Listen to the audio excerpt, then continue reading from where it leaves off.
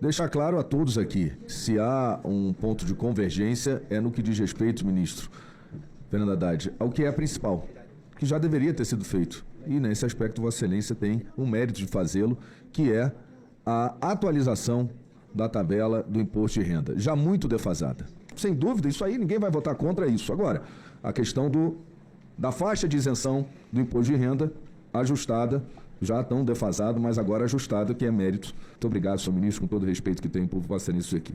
Aproveitar a presença de Vossa Excelência aqui, que para nós é muito prazeroso.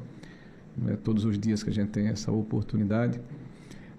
Em relação ao projeto que o senhor veio debater aqui, que é a questão do imposto de renda, me parece que há uma certa unanimidade, talvez algumas dificuldades com a forma, aqui algumas preocupações sobre compensações e a maneira que ele seria aplicado, até porque o nosso governo também tinha essa intenção de implementar essa ação de justiça fiscal, e o senhor tem o respeito de todo mundo aqui, né? Todo mundo lhe trata com uma civilidade, com educação que lhe é devida e com respeito ao seu cargo.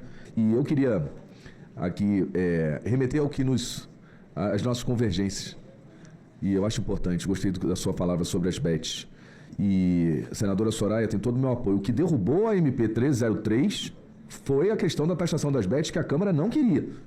Pode voltar aqui, começa pelo Senado, que você vai ver que vai ser aprovado por unanimidade. Vamos que há convergência, ministro. Muito obrigado. Eu acho que todos nós temos que exercitar a nossa atividade sendo fiéis ao que nós acreditamos. Não dá para você ser uma marionete ou um robô na hora que você exerce a função que, por exemplo, Vossa Excelência hoje honrosamente exerce de ministro da Fazenda. Agradecer muito a oportunidade de estar com vocês, me colocar à disposição para voltar. O senador Rogério comentou que nem sempre a gente consegue essa oportunidade, mas debates como o proposto pelo senhor são muito bem-vindos. Em vez de discutir, às vezes, um projeto de lei, discutir um conceito, discutir uma série histórica, uma trajetória, né?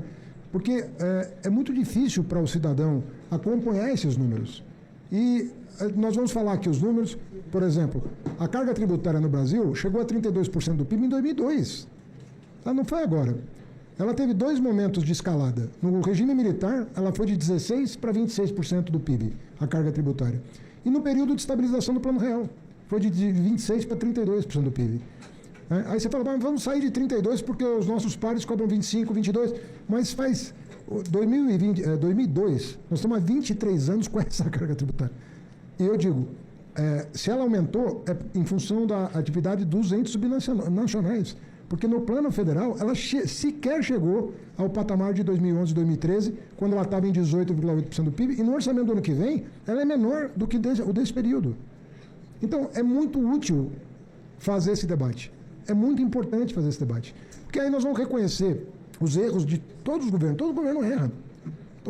Os que erram menos se reelegem. Os que erram mais não conseguem a reeleição. É assim que funciona a democracia. Até aqui nós estamos sendo bem-sucedidos. A população entende que os nossos governos erram menos. Reelegeram o presidente Lula, reelegeram a presidenta Dilma e assim por diante. Nós estamos procurando errar menos. E quanto mais transparente forem as contas públicas, tanto melhor vai ser para a democracia. Eu estou vindo aqui mais para poder falar como oposição, que eu já faço essa campanha. Haddad, você tem noção? A primeira vez que eu conheci o senhor, que a gente estava lá no Senado, eu falei sobre a questão de isenção de imposto de renda para quem ganha até R$5.000. Então, por mais que eu seja oposição, não sou oposição do Brasil, não posso ser aliado do Lula, mas sou aliado do povo, e eu sei de onde que eu vim.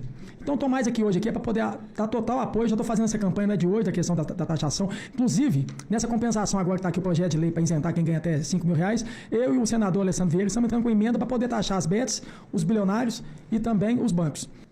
Com a palavra o ministro Fernando Haddad. Olha, senador Cleitinho, eu acho que o senhor está muito correto, viu? A gente precisa pegar cada unidade de custo, fazer um balanço do que é justo, do que não é justo. Ninguém está falando nada contra o servidor público, porque tem servidor público que está ganhando menos do que devia. Mas o que tem de coisa para fazer, em termos de desperdício, de controle, de auditoria, de averiguação, é muita coisa que pode ser feita. Muita coisa pode ser feita. Eu tive a experiência lá na Prefeitura de São Paulo. A Prefeitura de São Paulo conseguiu grau de investimento, sendo o ente federado mais endividado do país.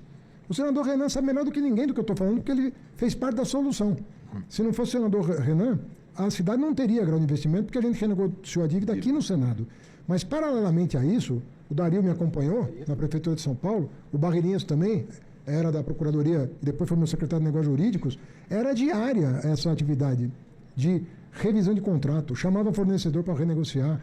Isso devia ser a regra, e não a exceção. Não devia nem ser um mutirão, devia ser uma rotina de você ir atrás e, sabe, fazendo a lição de casa, melhorando a eficiência do serviço público, melhorando a eficiência das contratações, das licitações. Eu penso que falta um pouco em Brasília essa cultura, sabe, de pegar contrato por contrato, pegar despesa por despesa, unidade de custo. Acho mesmo que falta isso. Gostaria, mais uma vez, sobretudo, de agradecer ao ministro Fernando Haddad pela disponibilidade em atender prontamente o convite desta comissão, diante de um quadro complexo, após expirar a medida provisória 1303, cuja comissão também eu tive a honra de presidir. Também agradeço a presença dos senadores, tanto do governo quanto da oposição, que não tem faltado ao país em momentos sensíveis como esse. Apenas para lembrar, este ano essa Comissão de Assuntos Econômicos criou 2 momentos excepcionais, espetaculares, quando criou condições para cobrar que a Câmara apreciasse o projeto que atipicamente já estava há 7 meses, com promessas variadas de troca da compensação, da validade começar apenas em 2027, coisas que lamentavelmente estavam sendo discutidas, e também num momento grave, difícil, quando votou aqui em 48 horas a lei da reciprocidade, para que o Brasil pudesse ter instrumentos para fazer face às ameaças externas. Eu queria, ministro, em meio à aridez desse debate e a maneira como o senhor se colocou em todos os momentos dele, registrar 2 pontos que são significativos do seu bom humor e da sua espirituosidade.